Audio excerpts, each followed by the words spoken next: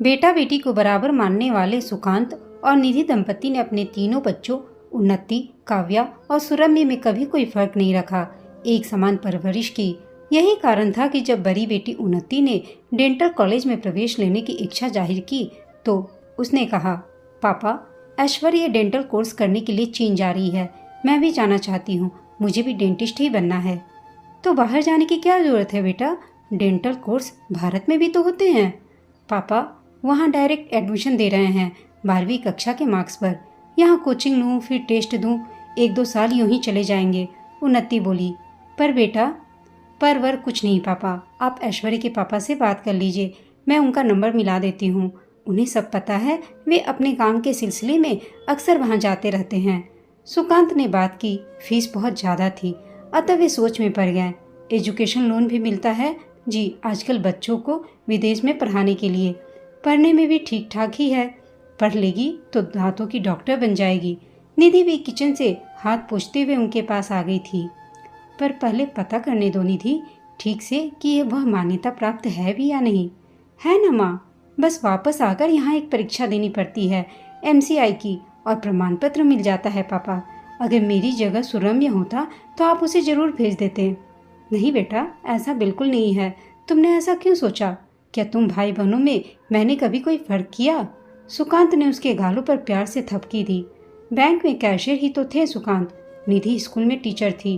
दोनों के वेतन से घर बस ठीक ठाक चल रहा था, कुछ ज्यादा जमा नहीं कर सके थे दोनों। सुकांत की पैतृक संपत्ति भी झगड़े में फंसी थी, बरसों से उस पर मुकदमा चल रहा था और पैसा अलग से लग रहा था। हाँ, निधि को मायके से जरूर कुछ संपत्ति का हिस्सा मिला था, जिसे भविष्य में बच्चों की शादी और अपना मकान बनाने की सोच रहे थे वे। मकान तो बनता रहेगा निधि, शादियां भी होती रहेगी बच्चों की, पहले बच्चे लायक तो बन जाएं तो यह सबसे बड़ी बात होगी, है ना? कहकर सुकांत ने सहमति चाही थी, फिर खुद ही बोले, हो सकता है हम मुकदमा जीत जाएं, तब तो पैसों की कोई कमी नहीं रहेगी हमारे पास। हाँ, ठीक तो कह रहे हैं, आजकल बहुएं भी लोग कामकाजी ही लाना ज़्यादा पसंद करने लगे हैं। बढ़िया प्रोफेशनल कोर्स कर लेगी तो घर वर भी बहुत अच्छा व आसानी से मिल जाएगा। निधि ने अपनी सहमति जताई। जमा राशि आरे वक्त के लिए पड़ी रहेगी, कोई एजुकेशन लोन ही ले लेते हैं, वही ठीक रहेगा। पता करता हूँ डिटेल इसके जॉब में आने के बाद ही किस्तें जानी शुरू होंगी। सुकांत ने पता किया और फिर सारी प्रक्रिया शुरू हो गई। उन्नति पढ़ाई के लिए विदेश चली गई। दूसरी बेटी काव्या के अंदर भी विदेश में पढ़ाई करने की चाह पैदा हो गई। 12वीं कक्षा के बाद उसने लंदन से BBA करने की जिद पकड़ी। पापा, दीदी को तो आपने विदेश भेज दिया, मुझे भी लंदन से पढ़ाई करनी है। पापा प्लीज पता कीजिए ना। सुकांत और निधि ने सारी तहकीकात कर काव्या को भी पढ़ाई के लिए लंदन भेज दिया। अब रह गया था सबसे छोटा बेटा सुरम्य। पढ़ने में भी वह अच्छा था, वह भी डॉक्टर बनना चाहता था, मगर घर का खर्च देखकर उसका ख्याल बदलने लगा कि माता पिता कहाँ तक करेंगे। साल 6 महीने बाद PMT परीक्षा में सफल भी हुआ तो 4 साल MBBS की पढ़ाई, फिर इंटर्नशिप, उसके बाद MD या MS, उससे के बिना तो डॉक्टरी का कोई मतलब ही नहीं। फिर अब मम्मी पापा रिटायर भी होने वाले हैं, कब कमा पाऊंगा, कब उनकी मदद कर पाऊंगा? 2 लोन पहले ही उनके सिर पर है, मुझे कुछ जल्दी पढ़ाई करके पैसा कमाना है। फिर उसने अपना स्ट्रीम ही कॉमर्स कर लिया। 12वीं कक्षा के बाद उसने CA की प्रवेश परीक्षा पास कर ली। स्टूडेंट लोन लेकर उसने अपने CA की पढ़ाई शुरू कर दी। दिन में पढ़ाई करना और रात में कॉल सेंटर में जॉब करने लगा। सुकांत और निधि थोड़े परेशान अवश्य थे, पर मन में कहीं यह संतोष था कि बच्चे काबिल बनकर अपने पैरों पर खड़े हो इज्जत और शान की जिंदगी जिएंगे। इससे बड़ी और क्या बात होगी उनके लिए। सुकांत रिटायर होकर किराए के मकान में आ गए थे। और क्या जी, हम नहीं बनवा सके घर तो क्या हुआ, बच्चे तो अपना घर बनाकर ठाठ से रहेंगे। एक दिन निधि बोली, उन्नति का BDS पूरा हो गया। वापस आकर उसने भारत की मान्यता के लिए परीक्षा भी उत्तीर्ण कर ली। इंटर्नशिप के बाद उसे लाइसेंस मिल गया। माँ बाप का सीना गर्व से चौड़ा हो गया। उन्नति ने एक PG डेंटिस्ट रवि को जीवन साथी के रूप में पसंद कर लिया। रवि को दहेज नहीं चाहिए था, पर घर वालों को शादी धूमधाम से चाहिए थी। उन्नति ने कहा, ठीक ही तो है पापा, शादी रोज रोज थोड़ी ही होती है, अब ये लोग दहेज तो नहीं ले रहे हैं ना। उन्नति मम्मी पापा को दलील के साथ राजी करने की कोशिश में थी। हाँ हाँ हो जाएगा, तो चिंता मत कर, सुकांत ने उसे तसल्ली देते हुए कहा। जैसे तैसे सुकांत और निधि ने बड़ी बेटी को 5 स्टार होटल से विदा किया। मम्मी पापा, मुझे पढ़ने का शौक था सो पढ़ लिया, प्रैक्टिस वगैरह मेरे बस की नहीं। मुझे तो बस घूमना फिरना और मस्ती करनी है। लोन का आप देख लेना, मेरे पास वहाँ बैंक का कोई लेटर वेटर नहीं आना चाहिए, वरना बड़ा बुरा फील होगा ससुराल में। रवि को मैंने लोन के बारे में कुछ नहीं बताया है। उन्नति ने जाते जाते 2 टूक अपना मंतव्य बता डाला। रवि को मालूम है कि तुम काम नहीं करोगी? सुरभि को जब मालूम हुआ तो उसने हैरानगी से उन्नति से पूछा। इस पर उन्नति बोली, और क्या, कह रहे थे कुछ करने की जरूरत नहीं है तुम्हें, बस रानी बनकर रहना, पलकों पर बैठाकर रखेंगे तो देखना। और वह हंस दी। दीदी, तुम्हें मालूम है ना कि मम्मी पापा अब रिटायर हो चुके हैं। हम लोगों के चक्कर में बेचारे मकान तक नहीं बनवा सके। बैंक से स्टूडेंट लोन तो है ही, प्राइवेट लोन अलग से। विदेश की पढ़ाई उन्हें कितनी महंगी पड़ी है, पता है तुम्हें? भाई, तू तो लड़का है, सीए बनते ही बढ़िया कंपनी में लग जाना। तू ठहरा तेज दिमाग, फिर धराधर पैसे कमाएगा तू। थोड़ा ओवर टाइम भी कर लेना हमारे लिए। मुझे तो गृहस्थी संभालने दे, लाइफ एंजॉय करनी है मुझे तो। वह अपने लंबे नाखूनों में लगी ताज़ा ताज़ा नेल पॉलिश सुखाने लगी। कमाल है दीदी, पहले विदेश की महंगी प्रोफेशनल पढ़ाई पर खर्च करवाया पापा से, फिर 5 स्टार में शादी की, दहेज न देने पर भी इतना खर्च हुआ जिसकी गिनती नहीं। अब काम नहीं करोगी तो तुम्हारा लोन कैसे अदा होगा, सोचा है कभी तुमने?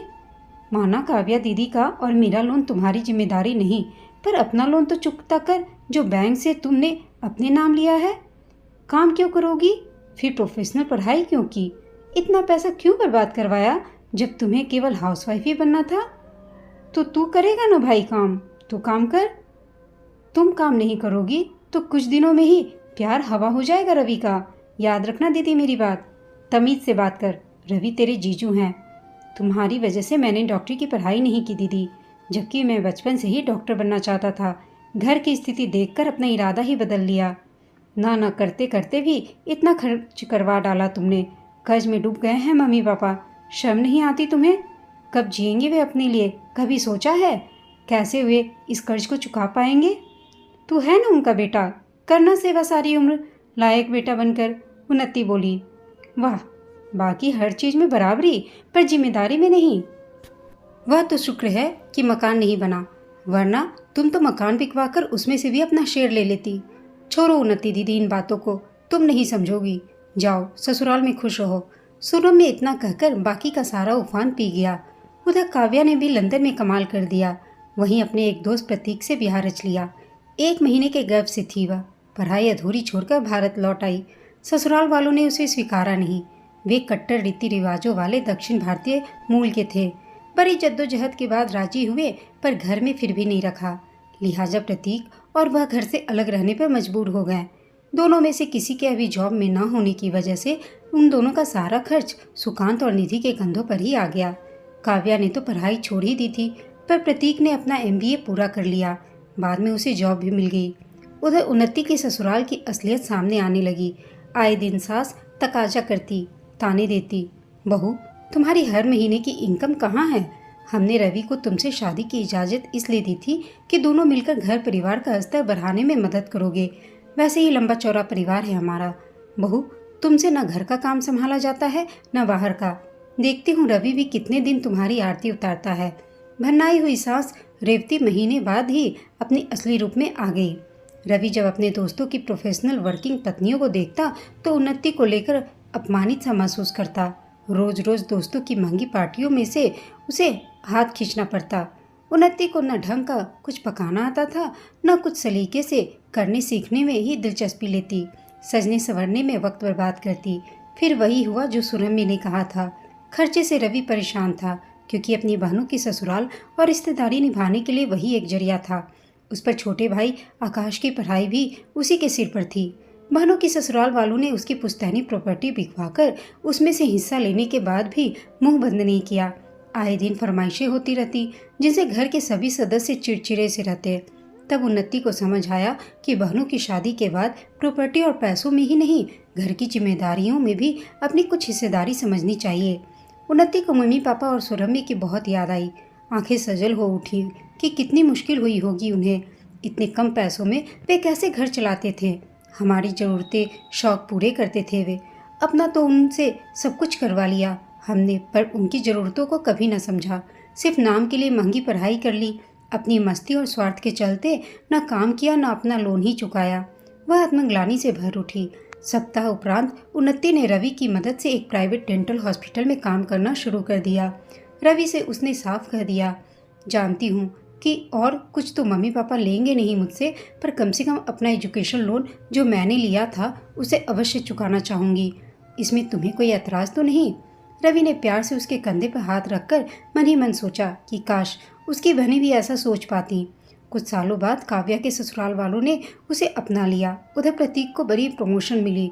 उसने यूएसए के क्लाइंट से अपनी कंपनी को बड़ा फ़ायदा पहुंचाया था। वह एक झटके में ऊंचे ओहदे पर पहुंच गया। काव्या को ऐशो आराम की सारी सुविधाएं मिलने लगी तो उसे रह रह कर मम्मी पापा और घर की परिस्थितियों से जूझते भाई की तकलीफ का ध्यान आने लगा कि उसने कैसे कैसे उनका साथ दिया। हम बहनें तो निकम्मी निकली। उसका मन पश्चाताप से भर उठा। फिर उसने उन्नति से मन ही की पीड़ा शेयर की तो उन्नति ने उससे इधर सुकांत के गांव की बरसों से मुकदमे में फंसी पैतृक संपत्ति का फैसला उनके पक्ष में हो गया। करीब 50 लाख उनकी झोली में आ गए। शुक्र है निधि, जो फैसला हमारे पक्ष में हो गया। देर आए दुरुस्त आए। मैंने सुरम्मी को ऑफिस में ही फ़ोन पर बता दिया, आता ही होगा वह।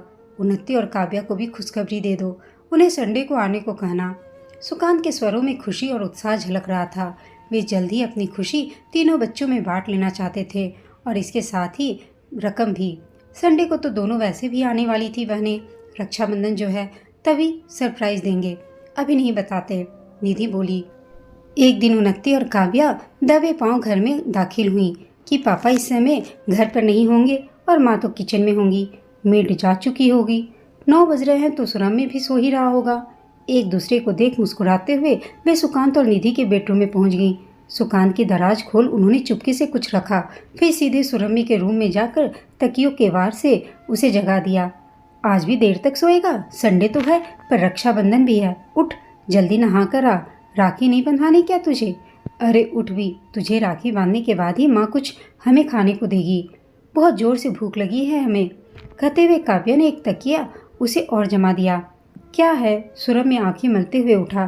दोनों बहनें उसे बाथरूम की ओर ढकेल हंसती हुई किचन की ओर बढ़ गईं।